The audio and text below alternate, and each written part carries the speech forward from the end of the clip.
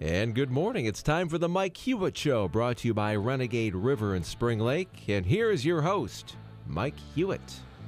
I need you to imagine something. Imagine a presidential election where $5 billion is invested in trying to get your attention. It's all about money is what I'm telling you. $5 billion is a lot of money. $5 billion is a whole heap of money unless you're in Congress. Then they don't think it's any money at all. But in this instance, when I look at $5 billion, it's really a bunch of money.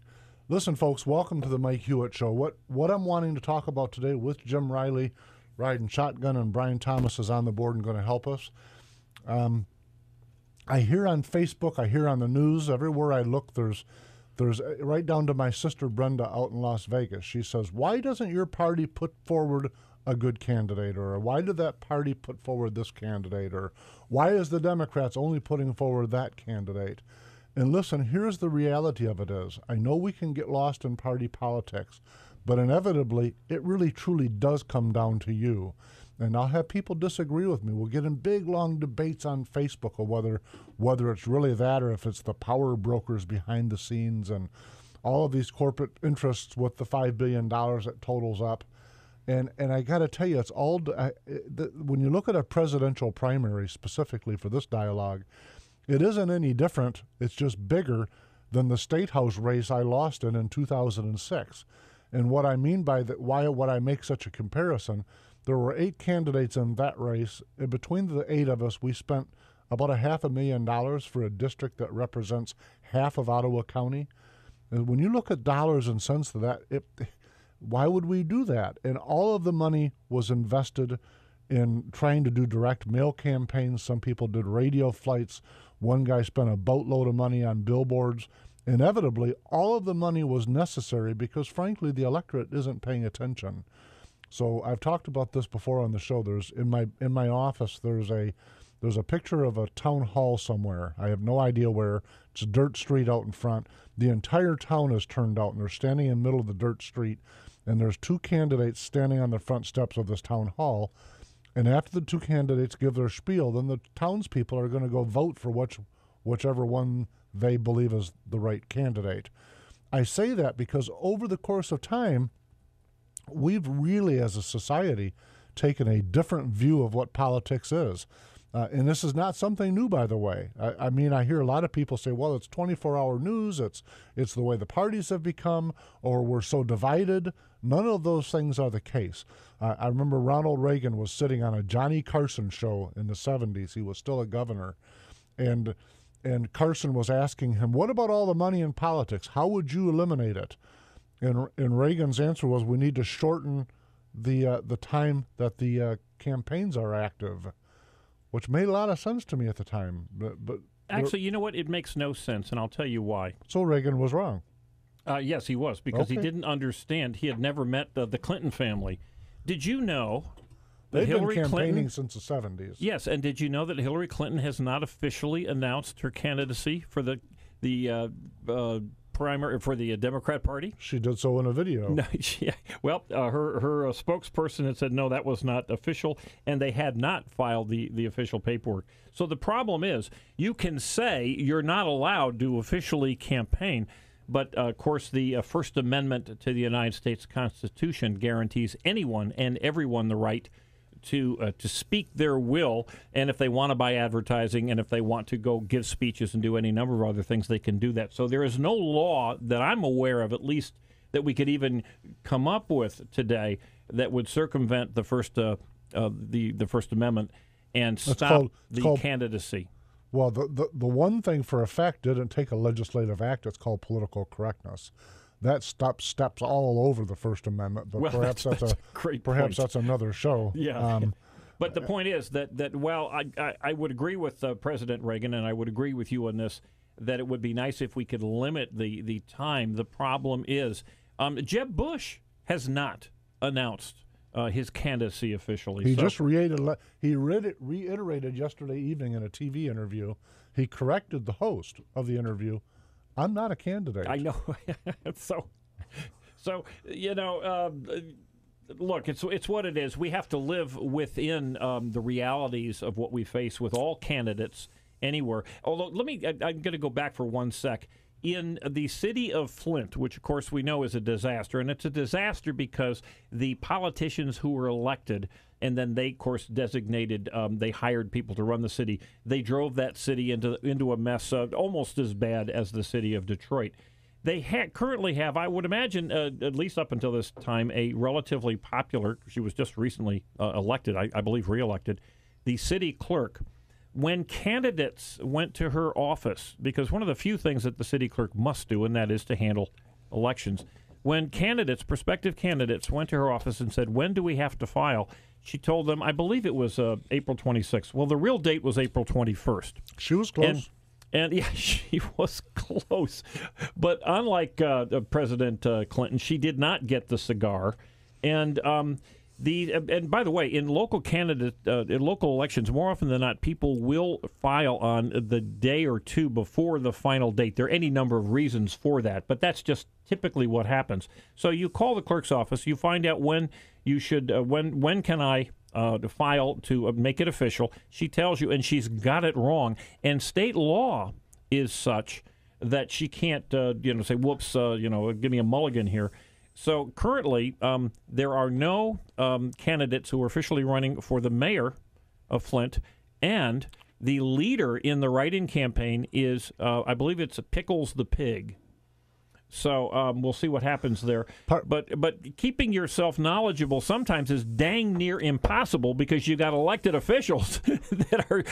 I doubt she was lying on this. I think they're just a flat-out moron. Yeah, she just made a mistake. Well, that's a pretty big mistake. It's a big mistake. But listen, when we look at elected officials, I know the populist rant. In fact, you just kind of touched on it. The populist rant is always to rag on the politician or the elected official, whether it's Congress or the city of Flint or wherever it is. Listen, these people are, and I get people upset with me when I say this, but it's the truth. Those folks that you're ragging on, that populist politics wants to target for funsies, sometimes and in frustration, other times, they're a perfect reflection of the folks that elected them. That is so true. They just are. And these people didn't come from Mars. They didn't steal. They didn't usurp their power. They've voted for over and over. Ted Kennedy's one of my favorite examples that really gets people angry with me. I mean, I'm not trying to disrespect him. He's passed away. But in my view, this person killed somebody, and they reelected him for 3 more decades. I find that fearsome. I do. That said, he didn't steal his chair. Those folks reelected him over and over and over again. The people, we the people, you like to say that term. We the people over and over and over elected him. When President Obama won the first time, I wasn't shocked. I sat down and said, I get it, I understand. When he won the second time, I was very concerned. That said, he won by a popular vote. He won by the Electoral College. He won by any measure. The man's the president. And he represents the direction that our country, at least temporarily, has been heading in. Okay, but your topic for this show was ways that we can perhaps help get some information so that we can educate ourselves and make informed decisions? One of the things that gets confusing, and I made an analogy earlier to my House race with 8 candidates, one of the things that gets very, very difficult for folks to follow is when there are so many candidates. Yeah. And we can talk about the different reasons between them. I think the Democratic Party now has 3 candidates. They're not announced, perhaps. You got Bernie Sanders, who has announced. You've got O'Malley, who has announced. Who was the past mayor of Baltimore and governor of Maryland. He has announced, yes. He has announced he's in. And then you've got... And then you have Hillary Clinton, who is not a candidate. She's not a candidate. She's been a candidate since she was born, but she's not a candidate. Oh, my God. Then when you look at the Republican side... I'm looking at Wikipedia, folks. I'm not sure you can get an accurate number because I bet you anybody who is a political junkie like myself, if you would have asked up until yesterday, was Jeb Bush an announced candidate, I would have said, of course. Yeah, no, he so wasn't. It's almost impossible to find out. And I would have said, no, he's not. But you found a place where you... Listen, we were talking before the show started early this morning about where to go, and normally I'm not one to point to Wikipedia, but in this case... I Googled it. That was one of the responses, and it's laid out in such a fashion that I can understand it. Candidates featured in major polls, and then it lists them: Ben Carson, Ted Cruz, Carly Fiorina. Is that how you say it? Yep. Lindsey Grahamnesty, Mike Huckabee, George Pataki, Rand Paul, Marco Rubio, and Rick Santorum. Then it goes on other candidates: Mark Everson and Jack. I don't know how to say the guy's name. These are people that are floating their name. Then it goes on to list potential candidates: Rick Perry, Donald Trump, Bobby Jindal, and of course formally exploring candidacies. So they've filed an exploratory, which allows them to collect money, that's really the mechanism. Part of the confusion we get is what we wanted. We asked for campaign finance reform. So part of what makes this so confusing with people like Hillary waiting until she's waiting, you mentioned earlier, some people wait till the final day. Those are usually in local, state house, state senate, in lower level races. They do that for a lot of reasons, to your point, but usually it's to find out who else is in the race. Yeah. That's why. On this level, it's a different rationale. But on this level, we know Hillary is going to be a candidate. We know Jeb Bush is going to be a candidate. I'm assuming that she's filed an exploratory committee. I don't know that, but I do know for a fact that Jeb Bush has, Chris Christie has, John Kasich has, and Scott Walker has. Now, that's 19 people if I counted right. That's a lot of people. But then when you stand back and you're asking the public, to your point earlier, we're policy wonks, and yet following all of these names and trying to figure out what the differences are, which in some cases are just nuanced differences, we're really slicing thin, in my view. Rubio and Jeb Bush, their ideologies are pretty darn close. They really are. And so we'll hear from the uber right, the very right wing. It's the establishment ramming forward their candidate. Part of how a candidate can measure the ones of these big long lists that are actually going to make it, or that are not in it for some federal money, by the way, which is a separate conversation. The ones that are going to make it are the ones that can put together a good national organization that can actually raise money. Those are very tough things to do. When I was a candidate, one of my weakest points was trying to raise money. I was terrible at it. I don't have a problem in the world with saying, well, you give some money to Jim Riley, he needs help with his campaign.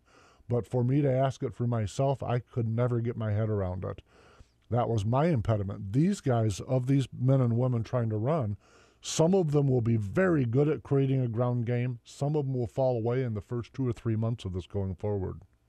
Well, I totally agree with what you're saying there, but we have seen many, many, many times in the past that the candidate with the most money, with the best organization, I think the name that you might find familiar, Clinton, got blown out of the water by a newbie who had absolutely no ground game whatsoever, a gentleman named Barack Obama.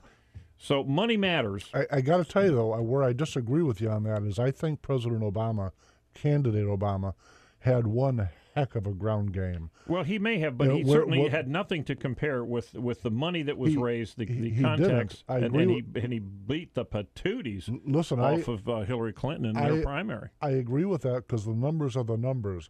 What he had, this was a classic example of fresh new versus the day before yesterday's news, because she was running a candidacy the way you would have run it in the 70s, 80s, 90s. Barack Obama embraced social media and the digital age 100%. He put his arms around it, got his head around it, and really rock and rolled with it. Well, I think it's like any kind of business. It is not the total amount of money that you have. It is how you spend it, and I think you hit the nail on the head. Barack Obama, whether it was himself or whether it was the leaders of his campaign, they understood how to communicate. The Clinton administration did not, I would say, or not administration, the Clinton campaign, and clearly Mitt Romney and Republicans preceding him, but Mitt in particular, didn't have a clue about anybody who didn't live in a house that had an elevator for his cars. They missed. They did not have any sense of who the American voter was. That is obviously And they true. had lots of money too, by the way. Yep, money and ground game. That's how he got the nomination. So, and by the way, there's always there's a greater chunk of the Republican base that leans establishment than does towards Tea Party, etc. Some of these things are just math. So if you look at Mitt Romney, he's a great example of what we're talking about. He had a significant war chest built up because the power brokers behind the scenes looked at him and said, this is the most viable, winnable candidate that we've got. That's what they convinced themselves of. But the reason they thought that was not because of his hair or his background. They looked at the ground game he put together and thought, wow, he has got one heck of a state-by-state organization. And he did at the time. He had an overwhelming ground game. Well, we are talking about reasons why it's hard to make those decisions. But your hope and my hope in listening to the show, even as a participant, is to find out ways that we can get the information so that notwithstanding the ads, notwithstanding the people knocking on the door and all the money spent, that I can really find out what's going on. The thing is that I think a lot of folks have to get their head around the idea that the choice really is ours. I think there's a significant measure of people that genuinely don't believe that the choice is ours, that it's made behind the scenes, that the big money power brokers are the ones that decide. They get hung up in the populist rant. We see it on Facebook a lot. There's 15 or 20 people that love that. I mean, they're naysayers, and so they turn themselves into an echo chamber for the message, and that's just that little venue. Even the TV, the talking heads on cable news, push the same mantra. And the reality of it is that it's not true. And so I say that now, and the reason that I think the show is so important is because it truly is up to us. It's up to us in the primary, and it's up to us in the general election. And I say that as strong and fervently as I can, because we can pay attention. We can get this information very, very easily.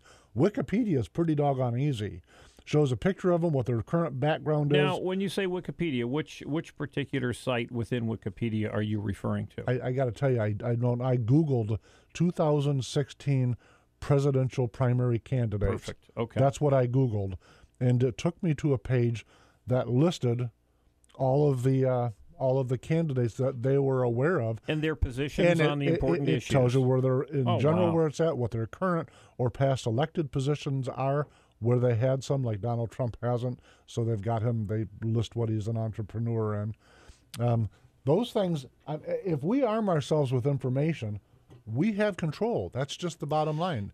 But listen, we're going to go to a break, and we will be right back. And when we do come back, let's talk about state primary order and why that's so important to nominations. Folks, we'll be right back. Be a survivor, not a statistic.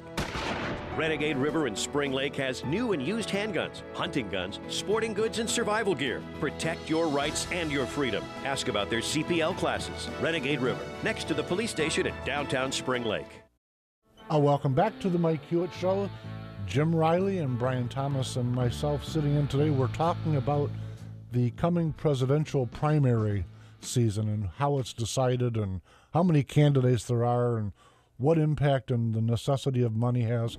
I touched on earlier that campaign finance laws that we demanded are largely part of what makes this process so confusing with exploratory committees and she is a candidate or she isn't a candidate and all of that. But listen, let's move on a little bit. Part of what it is when you're looking, at least on the Republican side, where you've got 19 candidates, the uber left, I don't mean just Democrats, but the uber left are clapping, thinking that the Republican Party must be in chaos with a civil war because they've got 19 candidates. And listen, I look at that very, very differently. When I look at 19 candidates or 8 or 10 or whatever the number we've really got, I see vibrancy, I see debate and people bringing new ideas to the arena of ideas. And that's how you come up with some better solutions, is how I view it. I think it's very, very healthy to see that level of engagement. In fact, I look back across the aisle, and I almost say this tongue-in-cheek, but I mean it sincerely. I'm concerned for the Democratic Party when they've only got one or two candidates, maybe three, and two of them are not viable. Those things concern me because I think that we have to be at least a two-party system for America to end up with the best ideas going forward. I believe that. To have one-party rule is not healthy. That's not what America was built on. So when I look at them, I'm thinking, jeepers, I want you folks to have a debate, come up with some better ideas than what Hillary's going to come up with from whatever she learned at law school in 1970.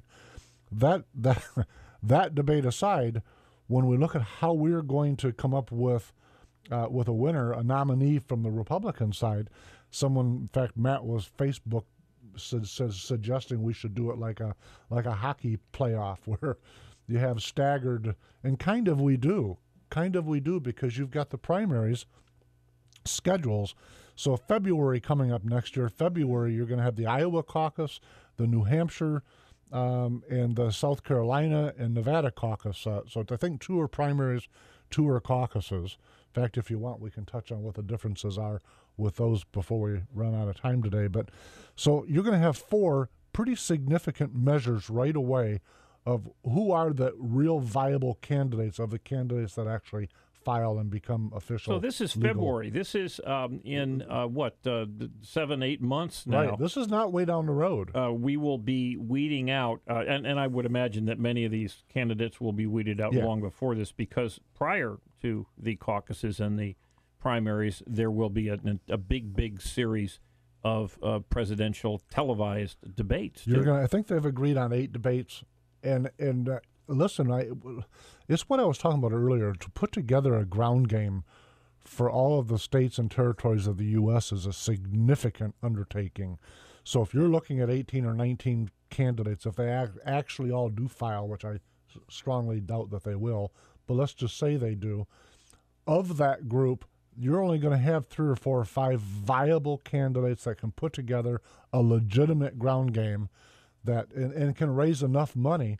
Because now, if you're a big donor, by the way, if you're only a $25 donor, and you're saying, listen, there's 4 or 5 candidates I'm thinking about, those candidates have to have a resounding message, and they've got to have a mechanism to get that message to you before you're going to contribute to them. Well, let me just give a little sense of history here. One of the reasons that we have Barack Obama as our president today, and for almost identical reason that Bill Clinton was elected so many years ago, was that on the Democrat Party side, as opposed to the Republicans, because the Republicans expected that George Bush, of course, he was the incumbent, so he was going to be on the Republican side. But the Democrats, actually, none of the big names really chose to run against George Herbert Walker Bush because there was an expectation that he was unbeatable.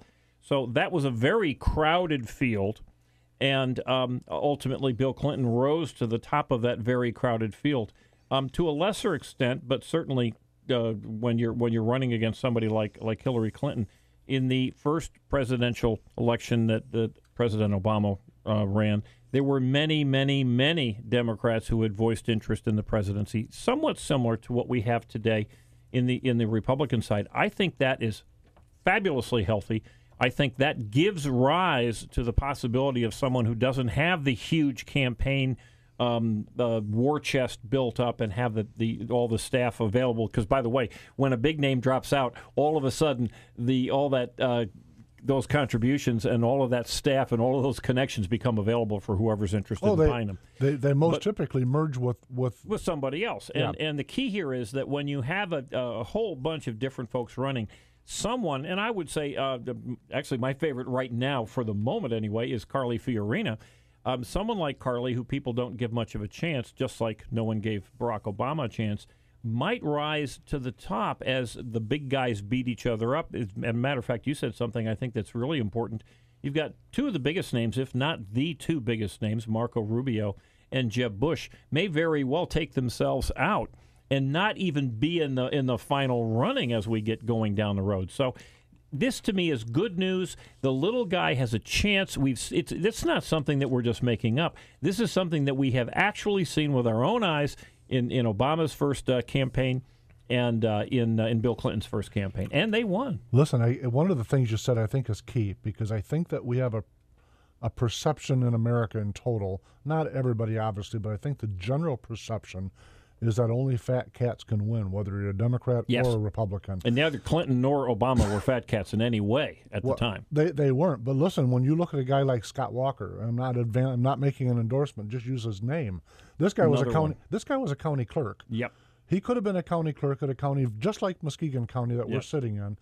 And now he's a top tier, top 4 anyhow, presidential likely for nomination in the Republican Party. That is America. That's exactly the America that I love. That this fella can work his way up from county clerk to state legislation to governorship, and then to be a. I love that part about our country, that we're not power by bloodline or some other crazy way of determining it. But listen, on the primary part, two February caucuses and 2 primaries, and then March 1st. You have 7 states will make a Republican nomination. That's huge. So in the course of roughly 30 days, you'll have a big early chunk of primary decisions made, and that's going to eliminate a boatload of these candidates if they're actually really candidates. We will most likely know by the end of March of next year who the Republican candidate will be. It could go on beyond that, but it's very unlikely. I don't think I agree with you on that. I think we're not going to know. Of course, they always say this every season. Will it be a brokered convention? I don't think that, but I think it may dribble on into June, July. We've got 3 or 4 very strong candidates by anyone's measure. Set your ideology aside, folks, and just think about it for a moment. Jeb Bush is not going to be taken out easily. Scott Walker is not to be taken lightly. Rubio, there's a lot of people within the Republican structure that say we can't win against Hillary without a Rubio. Now, all of these things are people's, reading tea leaves. We don't know yet, but those are some really potent candidates. And I don't know that they're simply going to go away. I think that quite a few of them will, not necessarily the ones that you mentioned. Well, no, I don't have a prediction, but I do know this. That You're still on the Carly bandwagon. No, That's okay. I'm not. I salute you. And I'll tell you why I'm not. No, I like the idea that somebody like Carly Fiorina can come out from nowhere. That's what I like. Whether I would absolutely vote for her, I don't know, because the one thing that we know, and we had this here in Michigan, Jennifer Granholm, in her 4 years, really led this state down faster than I think any governor has ever led a state down. She was challenged by someone who, at least on paper, Rich DeVos, clearly is a billionaire. He is in charge of a gigantic, very successful corporation, was a very honest and honorable man. He went into the first televised debate in that governor's race in Michigan with about a 10-point lead. Midway through the debate, he lost that lead. At the end of that first debate, he was behind 10 points, and nobody ever bothered watching anymore because he was absolutely awful. Votes matter, but long before these primaries, we will have a whole series of presidential debates. And what we have seen with folks like Rick Perry and Bobby Jindal and others who were at the top of everybody's list, they made that gaffe, they made that fumble, and they were gone. They disappeared. They weren't even involved in any of these caucuses or primaries because they blew it on the stand. That will happen to a lot of the super favorites. You know what's fascinating on some of that, and it'll go back to the Dick DeVos and Granholm. And I can make the comparison with Bill Clinton and a number of other elected officials. One of the things I find fascinating about who we elect as a society, usually the person we elect, all politics aside, the person has gravitas. I know Dick DeVos. I've met him a number of times. Him and I've walked in several parades together. I was on the ballot the year that he was nominated. I like him personally a lot, but he didn't have. When you're standing in a big room, I went to a Granholm luncheon in Holland, somewhere in that one or 2 year period during that time. She had gravitas. I didn't agree with most of the things she said, but she had personality in the room. She projected. She exuded confidence. Whether it was all act or not, I don't know. I don't know her. But if you had the two of them in the room, she filled the room. Bill Clinton, I'm told by all the people that I shouldn't say told, I've read by all of the accounts, that when that man works a room, big banquet room or whatever room you're wanting to envision. He had presence, and I think that's probably the word I've been grappling for. A person with presence is who is going to be most likely to get the nomination. Well, that matters a lot, and certainly would matter in a debate. I believe it matters far more when you're in person. I think what, unfortunately, we have equated today glibness with intelligence, and glibness is what's critical in a debate. You've got to be, now we found, you have to be humorous, perhaps self-deprecating, but you've got to be quick on your feet. You've got to have the snappy rejoinder.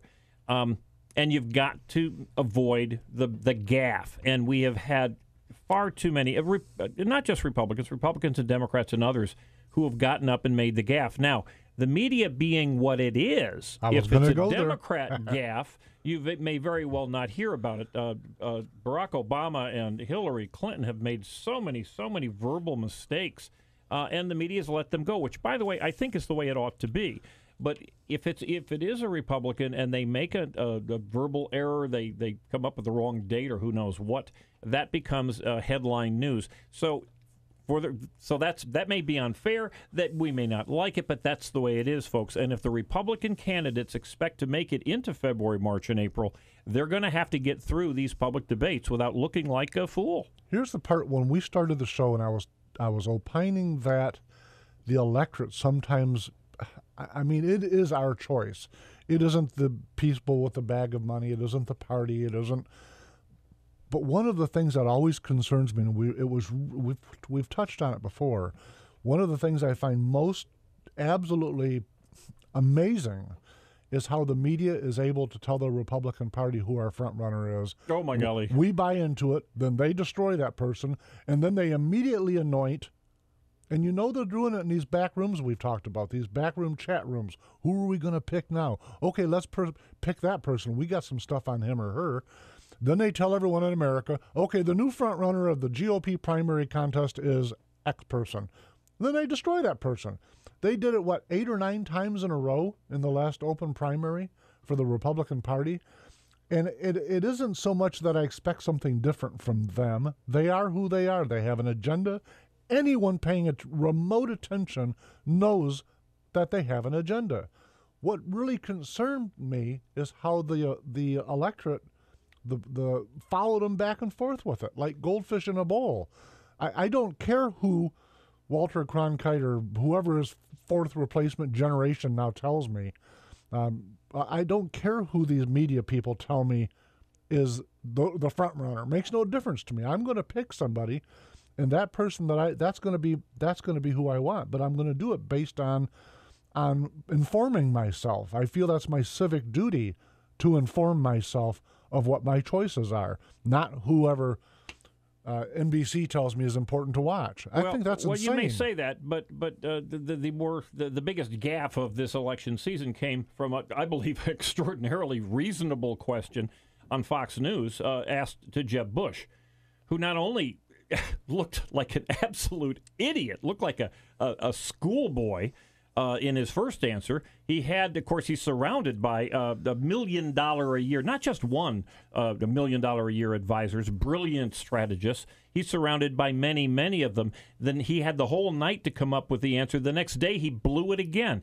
I'm glad that the media asked these questions, and I want to see these folks responding under pressure. I would be happier if they would do it to Democrats, too, but this is a Republican primary coming up. I want to see these guys full-blown, open and honest, and I love it. I don't love it when I see them blow it, but listen, certainly Jeb Bush showed an awful lot in that one interview. You and I absolutely agree on that part. And in fact, if the media would have vetted Barack Obama, he probably wouldn't have become president. There we go. But listen, folks, we're going to go to a break, and when we come back, we're going to dive right into it.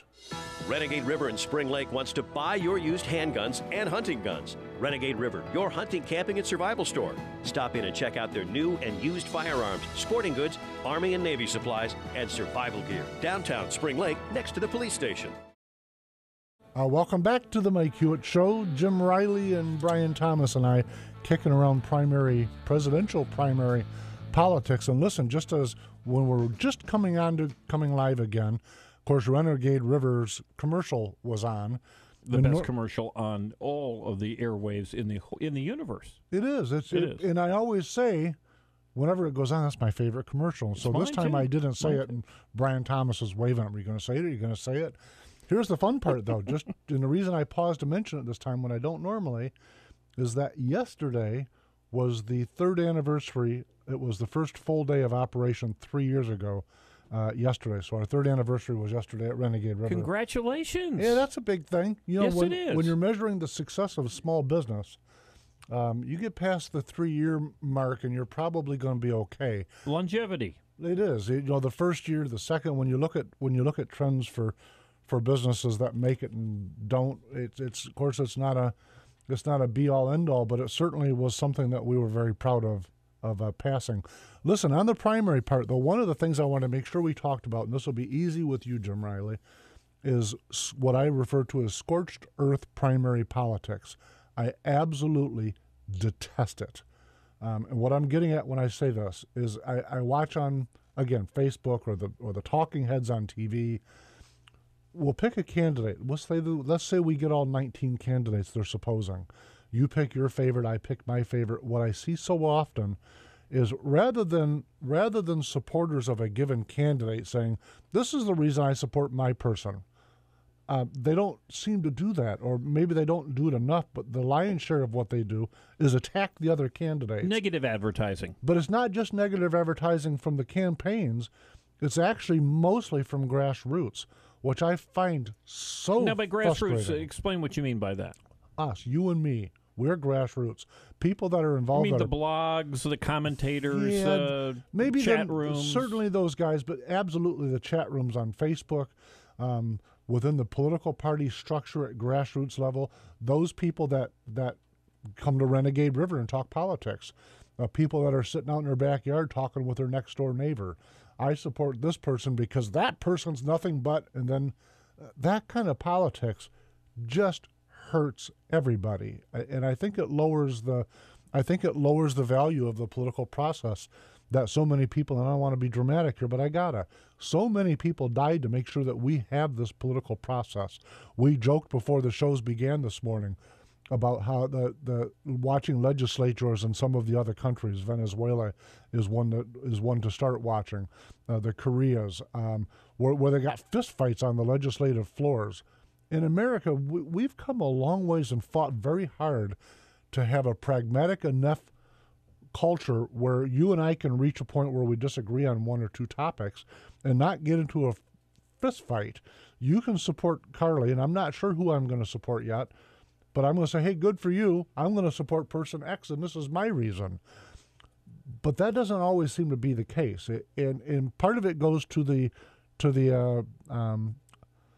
ideological divides that happen within those folks that will vote Republican. And by the way, it happens on the Democratic side also.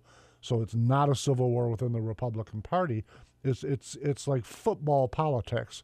We're the good team, and so we're going to destroy the other teams. The problem with it is that at the primary level, it is the circular shooting squad. It's everyone shooting at people that are supposed to be allies, winning the greater good. I agree that I don't like to hear it, but I do know that the negative advertising, the negative comments, that going after your opponent, it's been proven time and again in all sorts of advertising and marketing studies, it is more effective than simply standing around and touting your own benefits. It's human nature.